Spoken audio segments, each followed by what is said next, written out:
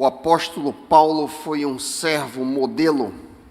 Ele estava disposto a qualquer sacrifício para ver pessoas salvas de seus pecados, avançando assim em santificação. Todos nós temos o mesmo chamado.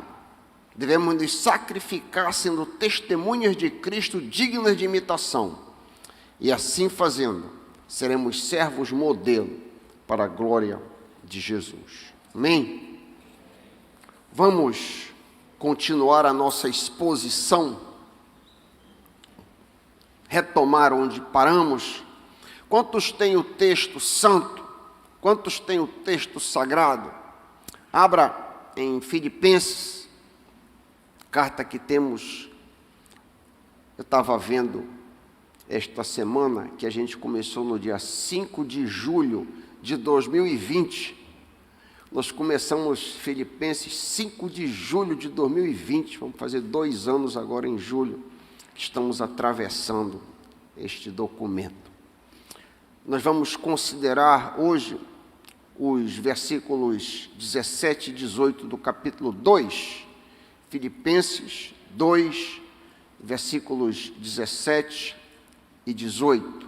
Eu leio a partir da Ara. Entretanto, mesmo que seja eu oferecido por libação sobre o sacrifício e serviço de vossa fé, alegro-me e com todos vós me congratulo.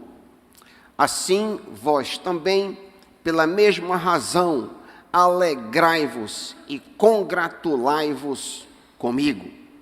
Pai, fala conosco nesta manhã. Queremos ser transformados mais e mais à semelhança de Cristo. Vem nos modificar, Pai. Vem nos transformar. Vem nos fazer mais santos. Vem nos fazer servos modelo, exemplo para as pessoas ao nosso redor. É nossa oração no nome e pelo amor de Jesus. Amém. Como disse, nós estamos dando sequência ao trabalho que temos feito já há muito tempo, e hoje nós vamos iniciar um novo bloco, um bloco que começa aí no versículo 17 e vai até o final desse versículo. Neste grande bloco, não nem tão grande quanto o passado que a gente examinou, mas nesse bloco de bom tamanho, nós temos 3 sessões que podem ser resumidas como o servo modelo. Eu até pensei em chamar a sessão inteira os servos modelos, mas acabei dividindo segundo as sessões que estão diante de você. Você está com a sua Bíblia aberta? A primeira sessão vai do versículo 17 a 18, apresenta Paulo como servo modelo. A segunda sessão, continuamente, apresenta Timóteo como servo modelo, versos 19 a 24. E a última sessão apresenta Epafrodito como servo modelo, versículos 25 a 30. E aí acaba este segundo capítulo. Algo que notamos frequentemente na teologia paulina é uma tensão entre a soberania de Deus e a responsabilidade humana. Tudo depende de Deus, tudo depende do homem, tudo tem a ver com a soberania de Deus, mas simultaneamente tudo depende do esforço humano. Essa tensão é vista, por exemplo, na doutrina da eleição, na doutrina da perseverança dos santos, mais conhecida como perda da salvação, na doutrina da santificação e em outras tantas doutrinas. Neste mesmo diapasão, Paulo acreditava que o seu ministério era totalmente dependente de Deus, e nós sabemos disso. Mas ele acreditava também, pasme, que seu ministério era totalmente dependente das forças dele. Noutras palavras, o apóstolo via o seu ministério como uma moeda de 2 faces, ambas igualmente reais, ambas igualmente importantes, embora em algum grau contraditórias. É muito fácil provar que o apóstolo Paulo acreditava, de um lado, que seu ministério dependia inteiramente de Deus. Por exemplo, em 2 Coríntios 3, 3-6, ele diz, 2 Coríntios 3, 3-6, falando sobre a dependência total de Deus. Vocês, falando aos coríntios, manifestam que são cartas de Cristo, produzida pelo nosso ministério, escrita não com tinta, mas com o Espírito de Deus vivo, não em tábuas de pedra, mas em tábuas de carne, isto é, nos corações. E é por meio de Cristo que temos tal confiança em Deus. E aí vem, não que por nós mesmos sejamos capazes de pensar alguma coisa como se partisse de nós, pelo contrário, a nossa capacidade ministerial vem de Deus, o qual nos capacitou para sermos ministros de uma nova aliança, não da letra, mas do Espírito, porque a letra mata, mas o Espírito vivifica. Um outro exemplo da total dependência de Deus no ministério paulino pode ser visto aqui mesmo em Filipenses. Tu estás com Filipenses aberto, bate os olhos um pouco acima, Filipenses 1,16. Filipenses 1,16. Estou convencido que aquele que começou a boa obra em vocês vai completá-la até o dia de Cristo. Vemos aqui que Paulo achava que ele não corria nenhum risco de ver seu ministério fracassado em Filipos. E eu vou dizer o contrário, já, daqui a pouquinho. Por outro lado, e aí vem a tensão. Por outro lado, é muito fácil provar que o apóstolo acreditava que seu ministério dependia inteiramente dele mesmo. Por exemplo, quando os Gálatas caem em legalismo, Paulo escreve para eles as seguintes palavras, Gálatas 4, 10 e 11. Vocês estão observando os dias especiais, meses, ocasiões específicas e anos? Ou seja, vocês estão tentando obedecer ao calendário religioso judaico de forma a angariar favor diante de Deus, embora tal calendário nunca tenha sido exigido dos gentios? E aí vem o ponto, verso 11. Temo que os meus esforços por vocês tenham sido inúteis. Um outro exemplo da dependência nele mesmo, por assim dizer. Ao comandar os filipenses a desenvolver a salvação deles, ou seja, ao exortá-los em crescer em santificação, ele diz, para que no dia de Cristo eu me glorie de que não corri em vão, nem me esforcei inutilmente. Vemos aqui que Paulo achava que ele corria risco de ver o seu ministério fracassado em Filipos. Então, parece que são duas coisas opostas, duas coisas contrastantes. Esse tipo de tensão entre a ação de Deus e a ação humana é muito comum, como nós já afirmamos várias vezes. Em meio a esta tensão, o apóstolo afirma a sua disposição de derramar seu sangue para que seu ministério se mantivesse de pé. Ou seja, Paulo afirma a sua disposição de dar a sua vida para que os filipenses se mantivessem firmes até se encontrarem com Cristo. Sim, para que os crentes se mantivessem firmes, para que eles seguissem avançando em santificação, Paulo se dispõe a oferecer seu sangue. É o que ele diz no versículo 27, que nós lemos nesta manhã. O apóstolo disposto a derramar, a se entregar alegremente em prol da santificação, mesmo que eu seja oferecido por libação sobre o sacrifício e serviço de vossa fé, alegro-me com todos vocês, me congratulo. A NVT, alguém tem a NVT aqui? A NVT verte isso aqui de uma maneira bem clara. Me alegrarei, mesmo se perder a vida, entregando-a a Deus como oferta derramada. Que modelo de servo, hein? A metáfora utilizada por Paulo, a saber, libação sobre o sacrifício, deriva da prática comum de derramar algo sobre uma oferta oferecida a Deus. Um exemplo disso seria o cordeiro sacrificado diariamente ao Senhor, como vemos em Números 28, 7, parte A. Números 28, 7, primeira parte do verso. A oferta derramada que a acompanha será 1 litro de bebida fermentada junto a cada cordeiro. Após imolado, esse cordeiro seria queimado juntamente com vinho, subindo daí um aroma agradável ao Senhor. Números 28, 8. Da mesma maneira, Paulo, servo modelo, diz que se alegraria em derramar seu sangue em favor dos filipenses, para que pudesse vê-los completamente salvos de seus pecados na presença de Cristo.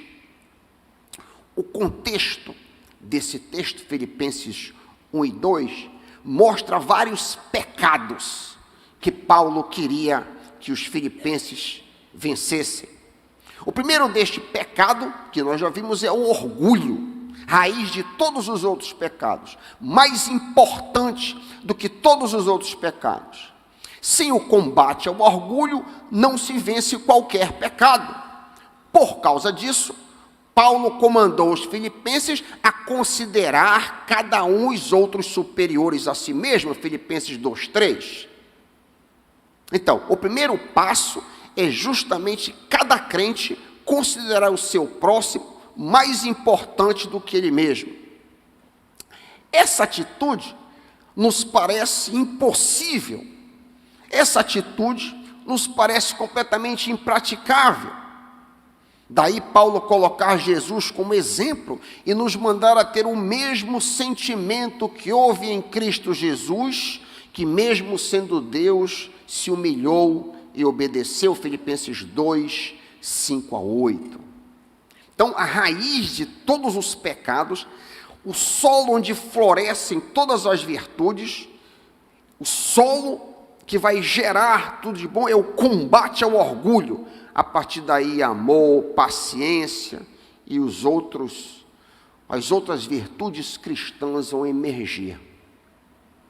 Paulo, nesse mesmo contexto, cita ainda 2 outros pecados. O pecado da murmuração e o pecado da contenda, Filipenses 2,14. Ou seja, os filipenses deveriam fazer tudo sem reclamações e brigas, a fim de se tornarem, abre aspas, irrepreensíveis e sinceros, filhos de Deus inculpáveis, no meio de uma geração pervertida e corrupta, na qual vocês vão resplandecer como luzes no mundo, Filipenses 2,15. É óbvio que esses pecados aqui servem apenas de ilustração, de exemplos na batalha pela santificação. Somos chamados a erradicar de nossas vidas todos os pecados, todas as obras da carne, imoralidade sexual, impureza, libertinagem, idolatria, feitiçaria, ódio, discórdia, ciúmes, ira, egoísmo, dissensões, facções, inveja, embriaguez, fofoca e todo tipo de imundície que nos suja e nos afasta de Deus. Gálatas 5, 19 a 21. O apóstolo, retornando ao texto, desejava que todo tipo de defeito fosse extirpado do seio dos filipenses. Para tanto, ele se dispõe a morrer a fim de que eles vivam santamente. É isso que ele diz, repetindo o versículo 17: mesmo que eu seja oferecido por libação sobre o sacrifício e serviço de vossa fé, alegro-me e com todos vocês me congratulo. Eu estou disposto a tudo em prol do vosso avanço, diz ele. E eu estou parafraseando. Estou pronto para oferecer meu sangue para que vocês sejam mais santos, para que vocês progridam na vossa fé, pois isso me deixa alegre. Que exemplo de servo era Paulo. Vemos aqui as marcas de Cristo na vida deste homem. Paulo de Tarso era um servo modelo, por se parecer com Cristo. O Filho de Deus, servo modelo, veio ao mundo sem qualquer motivo egoísta, mas tão somente para nos salvar de nossos pecados. Ele se sacrificou em nosso lugar. Paulo, servo modelo, foi a Filipos sem qualquer motivo egoísta, mas tão somente para salvar os filipenses de seus pecados. Ademais, o apóstolo estava disposto a se sacrificar no lugar daqueles crentes. Adiantando o nosso estudo, Filipenses 2, 20 e 22, Timóteo, servo modelo, seria enviado aos filipenses por ser um homem de igual sentimento e está disposto a ajudar os crentes a serem salvos de seus pecados. Timóteo estava disposto a se sacrificar no lugar daqueles crentes. Adiantando ainda mais, 2, 25, 30. Epafrodito, servo modelo, seria enviado aos filipenses por ser cooperador e companheiro de lutas, estar disposto a ajudar os crentes a serem salvos de seus pecados. Epafrodito estava disposto a se sacrificar no lugar daqueles irmãos. Cada um de nós é chamado para ser salvo do orgulho, da murmuração, da contenda e de toda ambição egoísta. Somos chamados a ser servos modelo. Somos chamados a viver de forma que as pessoas ao nosso redor desejem ser salvas de seus pecados, desejem viver como nós vivemos. Não é este o comando de Paulo para todos nós? Vivei, acima de tudo, de modo digno do Evangelho de Cristo, Filipenses 1, 27. Para muita gente aí fora, meus irmãos, nós somos a única Bíblia que eles leem. Para muita gente do nosso contexto, do nosso dia a dia, nós somos a única Bíblia que eles têm contato. Como você está vivendo? Como eu estou vivendo? Que tipo de exemplo você está dando? As pessoas que convivem contigo desejam viver como você vive? Seus colegas veem a humildade de Jesus em seu comportamento? Teus amigos veem Jesus no teu falar sem murmuração? Teus colegas veem Jesus em teu agir sem contendas? Teus conhecidos veem Jesus nas tuas atitudes sem egoísmo? Você e eu, todos nós, somos chamados a ser testemunhas de Cristo. E ser-me-eis testemunha, tanto em Jerusalém, como em toda a Judéia e Samaria, e até os confins da terra. Atos 1, 8.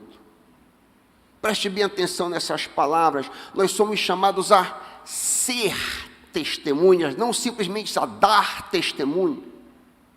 Eu dou testemunho com a boca, mas muito mais importante é ser testemunho com a minha vida. Ser testemunha envolve todo o meu ser, corpo, mente, boca, coração, atitudes, enfim, tudo de mim. Daí sermos ordenados a ser modelo, ser exemplo. Um cristão é um pequeno Cristo. Esse é o significado da palavra cristão. Pequeno Cristo, pequeno Jesus. Isso deve pesar nos nossos corações. Eu me lembro, uma vez eu fui fazer uma série de conferências para os jovens lá na Ilha do Marajó, e o filho daquele grande empresário Bom Jesus, é um cara que tem barcos, postos de gasolina, hotéis, etc., veio conversar comigo preocupado. Ele disse: pastor, o meu pai colocou um nome que é muito difícil carregar. Eu disse: mas como é o teu nome? Ele disse: meu nome é Jesus. Ele estava levando a sério o nome que ele carregava. E nós, eu e você, precisamos ser pequenos Cristos, pequenos Jesus. Toda a minha vida, eu ouvi que eu não deveria olhar para homens, mas sim para Jesus.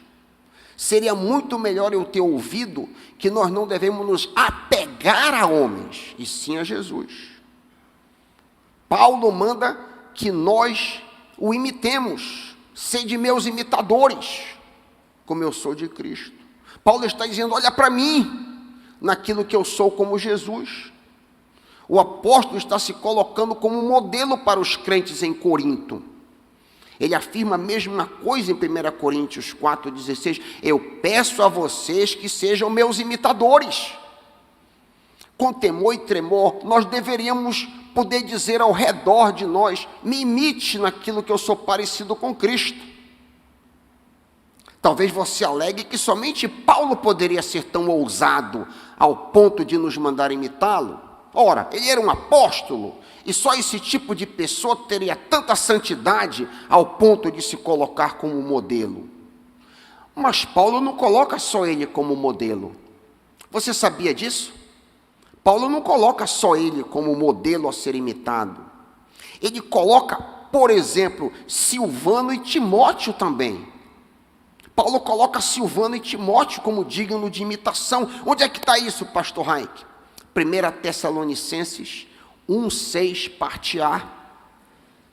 1 Tessalonicenses 1,6, primeira parte do versículo.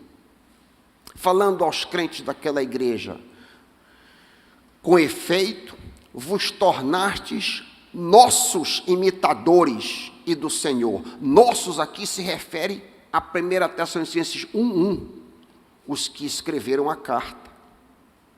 Preste atenção, o mais esperado seria Paulo dizer que os tessalonicenses tinham se tornado imitadores de Jesus, somente de Jesus.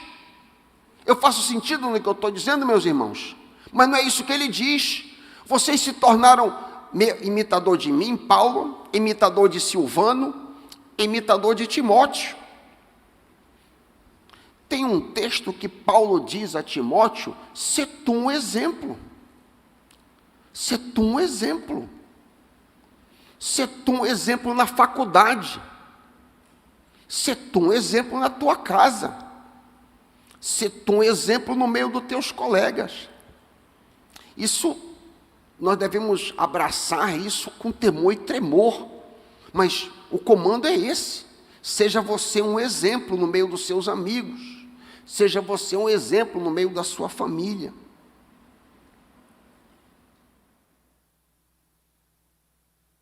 Deve haver um santo propósito em nós de assim agir, de sermos um exemplo. É justamente o que Paulo diz aos Tessalonicenses no texto que eu acabei de ler para vocês.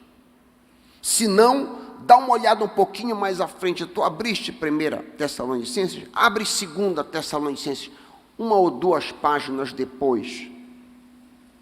Por que que ele queria que eles imitassem Timóteo, Silvanos e ele mesmo? Olha o que ele diz em 2 Tessalonicenses 3,9, parte B. 2 Tessalonicenses 3,9. A segunda porção do versículo: temos em vista oferecer-vos um exemplo em nós mesmos para imitardes. Era propósito dele se oferecer como ilustração, e Timóteo e Silvano também. Deve haver esse santo propósito em mim e em você. Devemos colocar as nossas vidas como exemplo para que as pessoas imitem, não a fim de sermos admirados, claro. Toda glória é para o Senhor, não é para nossa glória, não é para nossa honra, para nossa exaltação, para que as pessoas se apeguem a nós, não. Nós devemos ter as nossas vidas como modelo para a honra e glória de Deus, e para que as pessoas vejam que o cristianismo funciona, para que as pessoas enxerguem: o cristianismo é real, eu estou vendo que é realidade isso. Os nossos negócios, os nossos casamentos, os nossos tratos, o nosso comportamento, a criação dos nossos filhos, enfim, o nosso viver deve ser digno de imitação. Se os meus negócios são ilegais, se meu casamento não funciona, se meus tratos são escusos, se meu comportamento é reprovável, se meus filhos são mal criados, enfim, se o meu viver não inspira as pessoas, então eu sou uma má testemunha do Senhor. Faz sentido, meus irmãos? Se tudo na minha vida não funciona, eu sou uma má testemunha do Senhor. E o Senhor quer que a gente seja uma boa testemunha. Vivei acima de tudo de modo digno do Evangelho. Para que os filipenses vivessem de forma digna, o apóstolo, como já disse, estava disposto a dar a sua vida. Ele havia dito antes, nesse mesmo contexto, que os filipenses deveriam brilhar como faróis reluzentes, em meio a uma geração pervertida e corrupta, 2,15. Eles precisavam desenvolver a salvação do pecado com tremor, 2,12. Se eles não desenvolvessem esta salvação, se eles não avançassem em santificação, Paulo diz que ele corria o risco de ter trabalhado em vão e se esforçado inutilmente. Ele que diz isso. Para que isso não acontecesse, para que ele não trabalhasse inutilmente, para que os filipenses crescessem em santidade e vivessem de forma digna, ele estava disposto a qualquer esforço, mesmo ser oferecido por libação sobre o sacrifício e serviço de vossa fé, 2,17. Ele diz ainda que faria este sacrifício alegremente. Vale a pena destacar ainda o fato que Paulo valorizava no versículo 17, aquilo que ele chama de sacrifício e serviço de vossa fé. Olha aí no verso 17, o que é isso? Ao que exatamente se refere o apóstolo? O que ele está dizendo é que os filipenses estavam sofrendo hostilidades na cidade de Filipos. Os crentes filipenses estavam se sacrificando para se manter fiéis testemunhas de Jesus. Onde é que está escrito isso, pastor Raik? Bate os olhos um pouquinho mais acima. 1:28 e 29. 1:28 e 29. Não se deixem intimidar pelos adversários, pelos que se opõem a vocês. Isto é um sinal de Deus, de que eles serão destruídos e vocês serão salvos. E ele diz uma coisa tremenda aqui no 29. Pois vocês receberam o privilégio, não apenas de crer em Cristo, mas também de sofrer por Ele. Considera cuidadosamente o que Paulo acaba de dizer no versículo 29. O sofrimento por Cristo é um privilégio. Este pensamento vai na contramão da teologia da prosperidade. Você está sendo perseguida no seu trabalho porque você é crente? Você está sofrendo hostilidades no meio da sua família porque você é uma testemunha de Jesus? Você se sente acuado na escola porque as pessoas sabem que você é um cristão? Você está batalhando em uma cultura anticristã ao seu redor? Resumindo, você está sofrendo por causa de Cristo? Caso positivo, saiba que esta era exatamente a situação dos crentes filipenses. Paulo chama este sofrimento de privilégio ou graça, porque vos foi concedido a graça de padecerdes por Cristo, não apenas crerem nele. Paulo diz no 2,17 que este sofrimento é um sacrifício sobre o qual Paulo estava disposto a derramar o seu sangue como libação. A vida santa dos filipenses, o testemunho público dos filipenses, era visto pelo apóstolo como uma oferta, um sacrifício a Deus. Sobre esta oferta, sobre este sacrifício, Paulo queria derramar-se a si mesmo. Que imagem linda, que coisa linda. A NVT, outra vez, faz uma paráfrase bem clara dos 2 versículos que nós estamos avaliando, 17 e 18. Ouça: eu me alegrarei, mesmo se perder a vida, entregando a Deus como oferta derramada, da mesma forma que o serviço fiel de vocês é uma oferta a Deus. E quero que todos vocês participem desta alegria. Sim, alegrem-se e eu me alegrarei com vocês. Ou seja, eu não quero que vocês fiquem tristes por saber que eu estou preso, sofrendo aqui em Roma. Não quero que vocês se entristeçam por causa disso. É o que o apóstolo está tentando comunicar. Não quero que vocês fiquem tristes, porque vocês mesmos estão passando por sofrimento. Passar por sofrimento por causa de Jesus é honra, é privilégio. Paulo, servo modelo, afirma que ao invés de tristeza, eles deveriam se regozijar, e ele, Paulo, se regozijaria com eles. Quando considerava essas palavras, me lembrei do que Jesus nos ensinou em Mateus 5, 10 e 12. Felizes os perseguidos por causa da justiça, por causa da santidade, pois o reino dos céus lhes pertence.